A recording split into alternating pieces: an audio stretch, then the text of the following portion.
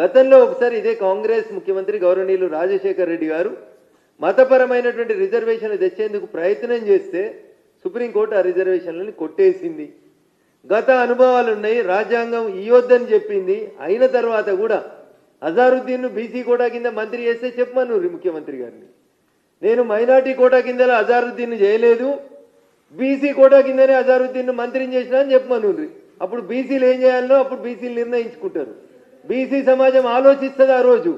మిగతా రెండు కూడా బీసీలకు ఇవ్వాలి కదా మరి. అట్లాంటప్పుడు మిగతా రెండు కూడా బీసీలకి అజారుద్దీన్కి అంత ఆగమాగమ ఇచ్చినావు కదా, మరి తెలుగులలో బీసీలు లేరా, హిందువులలో బీసీలు ఎవరు లేరా?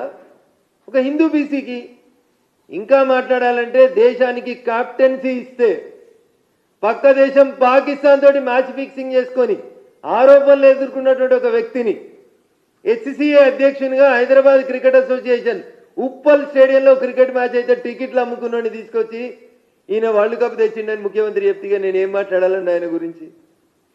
ఇక మీరు వచ్చి అజారుద్దీన్ కూడా బీసీ కోటాలంటే మరి మా బస లక్ష్మీ నరసయ్య గారు మాట్లాడాలి. తెలంగాణలో ఉన్న బీసీలు అందరూ ఆలోచించాలి. ఇవాళ అజారుద్దీన్ బీసీ అయితే మరి అసలు బీసీలు ఆడుకోవాలి.